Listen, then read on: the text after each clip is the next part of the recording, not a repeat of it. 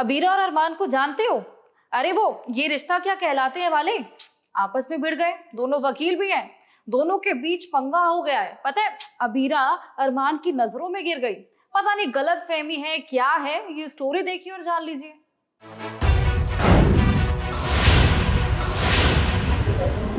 परेशान लेकिन बाहर क्यों खड़े हुए?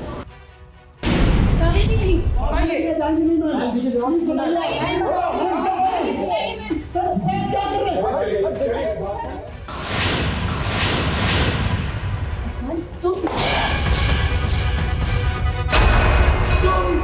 चोर हो। मैंने कब किया ये? तुम्हारी ना तो कोई मुझे बात सुननी है, ना तुम्हारी शक्ल देखनी है।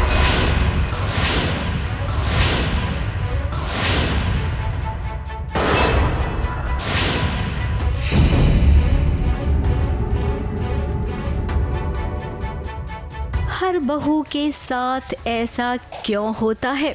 किसी के साथ कुछ भी बुरा हो, किसी का काम बिगड़ जाए या फिर किसी को मौत आ जाए, इस सब का जिम्मेदार बहू रानी को ही ठहराया जाता है।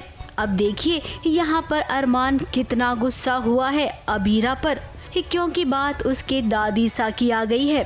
अरमान को गलत फहमी हो गई है। उसे लगता है कि घर से फाइल चुराकर अबीरा ने देव को दे दिया है और देव उसी फाइल के सहारे अब दादी सा को कसूरवार ठहराएगा, जबकि दादी सा कसूरवार बिल्कुल नहीं है। सारे मीडिया में ये आ गया है कि कसूरवार मेरी दादी सा है।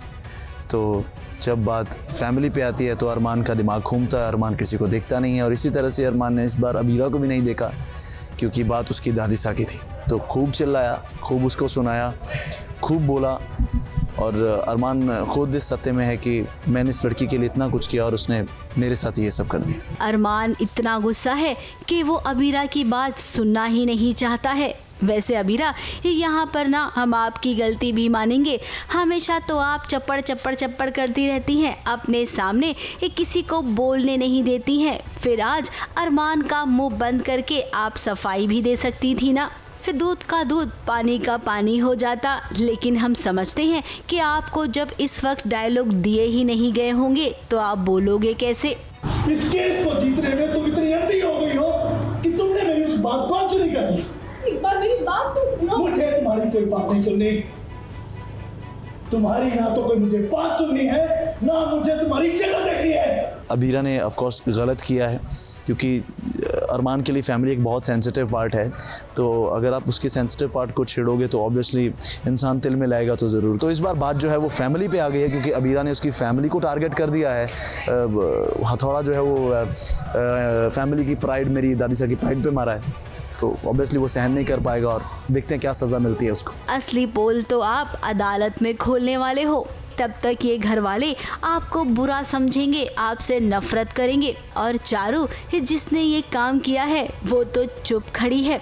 और हम ये भी जानते हैं कि घर वालों के सामने आप चारू का नाम भी नहीं आने देगी कि फाइल चुराने वाली वही है। मैंने वो पेपर्स चुरा लिए और मैंने उसका नतीजा नहीं सोचा था कि वो क्या लिख लेगा, कि वो अबीरा भाभी के पीछे लाइक इतना बड़ा ब्लेम उनको लग जाएगा। सो नहीं, मैंने बिल्कुल नहीं सोचा था। एंड है गिल्ट तो उस चीज़ का मुझे ऑफ कोर्स।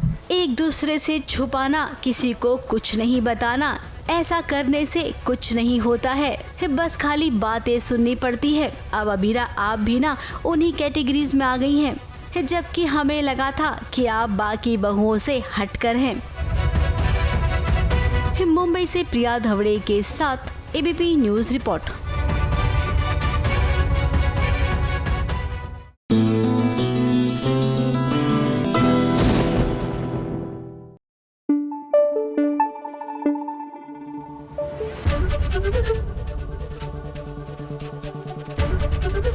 एबीपी न्यूज आपको रखे आगे।